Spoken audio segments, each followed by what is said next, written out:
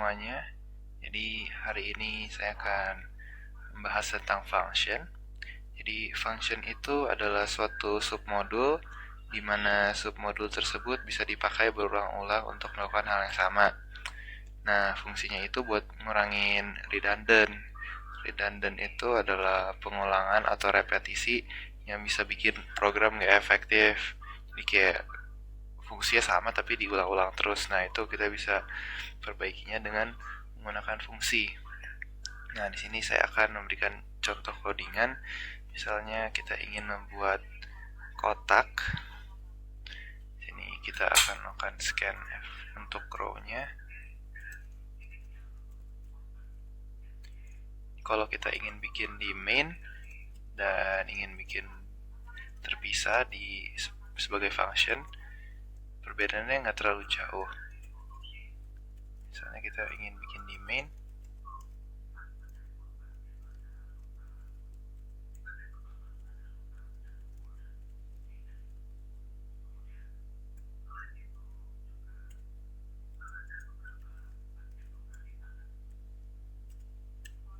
kalau kita bikin di main cukup begini saja.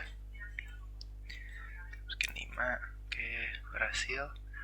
Tapi kalau kita ingin panggil function, membuat function di luar, kita bisa lakukan dengan cara pertama kita ngeset tipe data apa yang ingin dibalikan. Jika tidak ada, maka kita bikin saja void.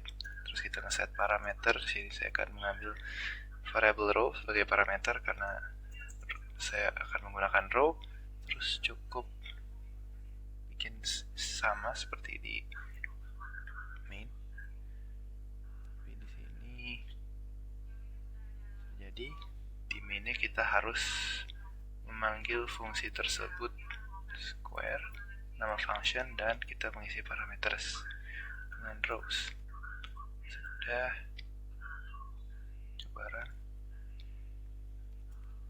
Hasilnya sama, tapi kita bisa melakukan berkali-kali sesuai dengan yang kita mau. Kalau kita bikin functionnya di bawah juga bisa, tapi kita harus menambahkan satu hal yang baru. Nih, nggak bisa salah. Hasilnya sama. Saya pikir cukup sampai situ saja. Terima kasih. Hari ini saya menjelaskan apa itu parameter dan passing parameter. Sebelumnya, di suatu program pasti memiliki banyak fungsi. Nah, fungsi-fungsi itu pasti betul memiliki parameter maupun tidak sama sekali. Parameter pun dibagi menjadi dua, yaitu formal parameter dan actual parameter. Contoh formal integer n dan actual parameter merupakan x. Nah, sebelumnya passing parameter dibagi menjadi dua lagi, yaitu passing by value dan passing by reference. Nah, contoh ini kita menggunakan passing by value karena kita melakukan pengiriman parameter dengan mengcopy value dari actual parameter ke formal parameter, sehingga perubahan di function itu tidak mempengaruhi nilai asli pemanggilnya. Nah, untuk contoh kali ini, kita ingin melakukan swap nilai A dan B. Tetapi jika kita jangka program ini, maka output yang kita dapat adalah X sama dengan 7 dan Y sama dengan 10. Ini jelas berbeda karena itu merupakan hal yang sama saja. Nah, hal ini dapat kita lakukan dengan passing by reference. Nah, passing by reference bagaimana? Passing by reference adalah actual parameter yang kita kirimkan adalah alamat memori, dan formal parameter merupakan pointer yang menunjuk ke alamat tersebut. Dengan demikian, perubahan dilakukan akan mempengaruhi nilai pada alamat. Nah, jika kita ubah seperti ini,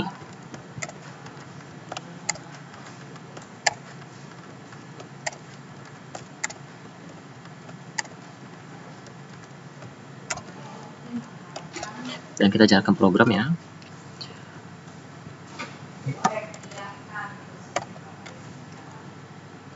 maka kita mendapatkan hasil yang kita mau, yaitu X sama dengan 10 dan Y sama dengan 7. Terima kasih. Jadi sekarang saya akan menjelaskan mengenai function recursive. Jadi function recursive itu adalah function yang bisa memanggil diri sendiri sehingga terjadi pengulangan. Di contoh yang ini saya akan menggunakan contoh untuk mencetak hasil angka faktorial. Jadi pertama kita akan meng-scan satu buah angka.